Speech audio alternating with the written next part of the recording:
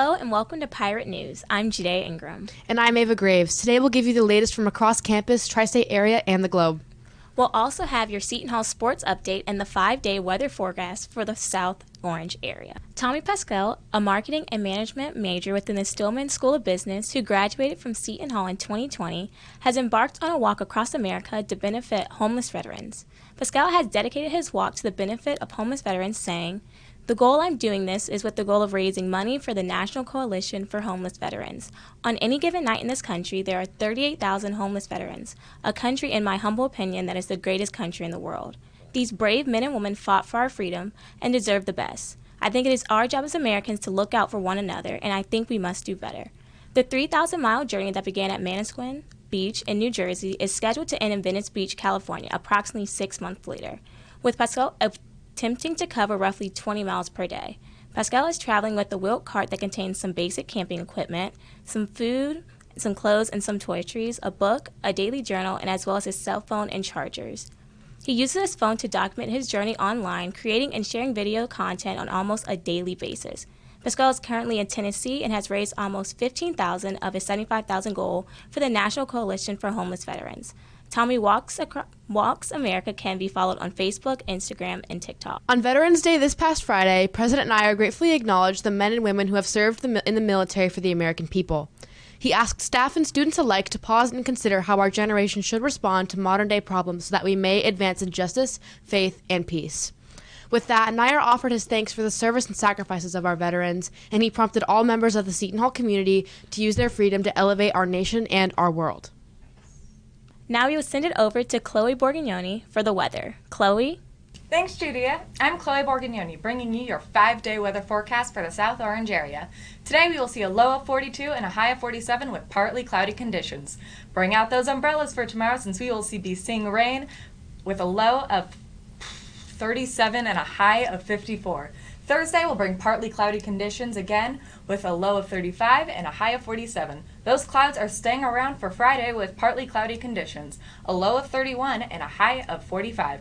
Finally, the clouds will be staying around for the weekend with Saturday having a partly cloudy conditions, a low of 32 and a high of 38. That's going to wrap up your 5-day weather forecast. Once again, I'm Cloe Borgognoni. Now back to Judaea and Ava at the desk with more of the news you need to know.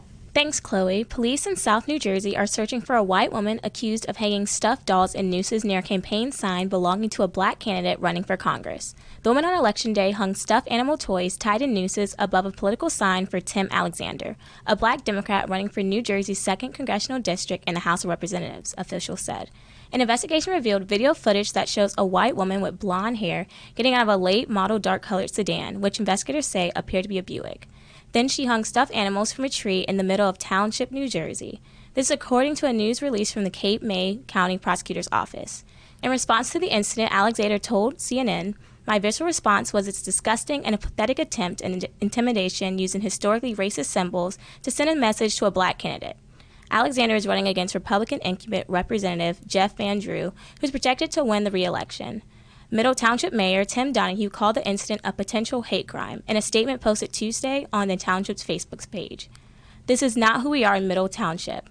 We stand united against all forms of racism, hate, threats, and intimidation." Donahue wrote in the post, "If this investigation proves charges are warranted, the perpetrators will be prosecuted to the fullest extent of the law." Residents in 18 apartments were forced to evacuate their homes after an overnight fire in Essex County. While the flames were contained to the unit where the fire began, the massive amounts of smoke made the rest of the building unlivable.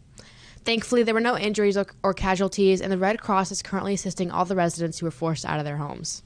Newton, Connecticut, a memorial to 20 first graders and 6 educators killed in the Sandy Hook Elementary School shooting opened to the public Sunday, a month before the 10th anniversary of the massacre. No ceremony was planned at the site a short distance from the school. It has become a custom in Newton on anniversaries and other remembrances of the shooting to mark them with a quiet reflection. Some victims' relatives were given a private tour of the grounds on Saturday. The memorial was designed as a peaceful place of contemplation. Paths with a variety of plantings lead to a water feature with a sycamore tree in the middle and the victims' names engraved on the top of the surrounding supporting wall. The water flow was engineered so floatable candles, flowers, and other objects will move towards the tree and circle around it. Like some other victims' relatives, Jennifer Hubbard saw the memorial in a private appointment before this weekend. Her daughter, Catherine Violet Hubbard, 6 years old, was one of the children who died in the shooting on December 14, 2012. She said the memorial is so perfectly appointed in honoring and providing a place of contemplation and reflection for a day that really changed the country. Nebula Marquez Green, whose 6-year-old daughter, Anna Grace Marquez Green, was killed, took to Twitter on Saturday to thank those who worked memorial planning for years. A NASA observatory captured what appeared to be the sun smiling, which were actually just splotches on the sun's surface that were cooler than the surrounding areas.